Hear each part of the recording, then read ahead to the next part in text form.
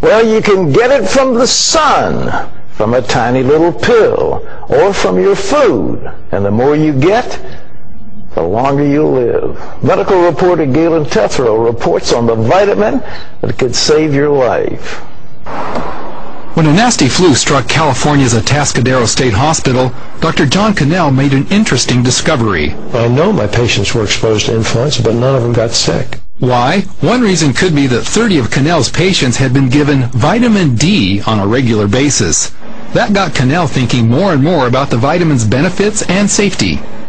Child's never gotten into a vitamin D cabinet and gotten poisoned.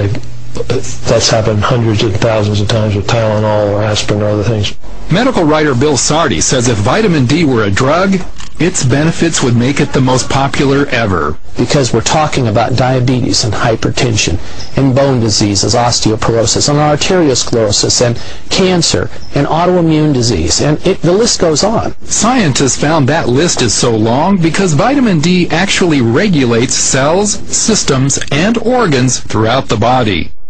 It works by turning your genes on and off, very, very basic functions. So that's a very important fact about vitamin D that distinguishes it from any other vitamin. It's a steroid hormone. It's in a class by itself. A major question and area of controversy regarding vitamin D is sun exposure. So health investigators hit the trail looking for answers. Doctors have observed that where there's less sun, there's more cancer, flu, and even autism. For instance, there's more of these diseases in winter, which has less sunlight. And there's also more of these diseases the further you get away from the equator, because there's less sunlight the further you get away from there.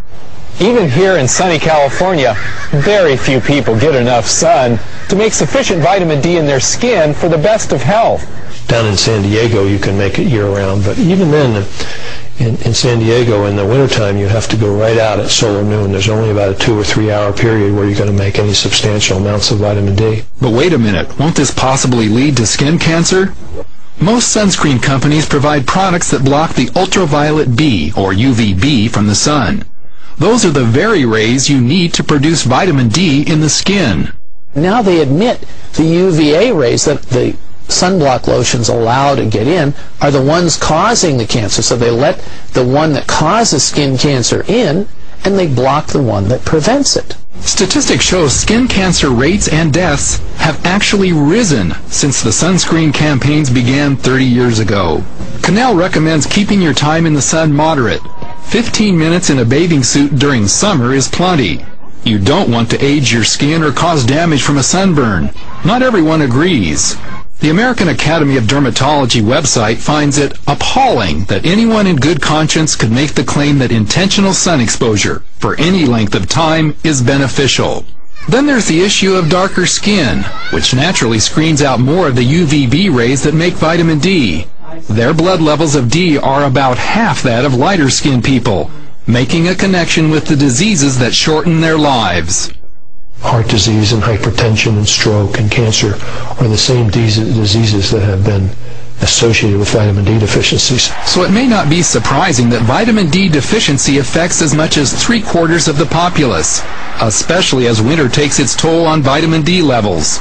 That depletion could be remedied and possibly reduce the need for flu shots. Vitamin D activates your immune system, causes something to be formed called little peptides that kill bacteria and viruses without antibiotic resistance, without side effects. We can use it in very young infants and pregnant moms. And not only help fight osteoporosis, but strengthen teeth as well. Instead of using fluoride to harden our teeth so there's no soft spots where the acids can then eat into our teeth and cause dental decay, we can use vitamin D. It's more appropriate, it's more natural. And D appears to boost athletic performance. There's just clear evidence, especially in the German literature, of choice reaction time, balance, muscle strength, endurance, all improve with vitamin D. Which may explain why senior citizens on vitamin D are less likely to fall and hurt themselves. And cancer?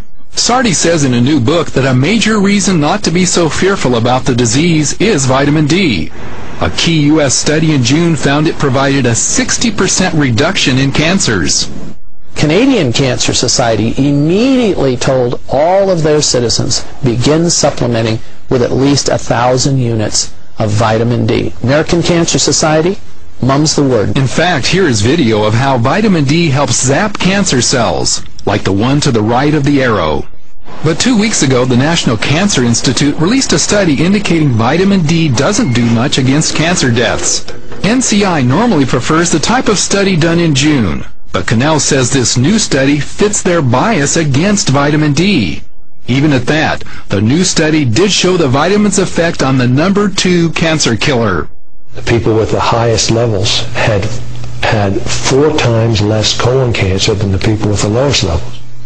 I think that's pretty important. So what's the best way for you to get the vitamin D you need?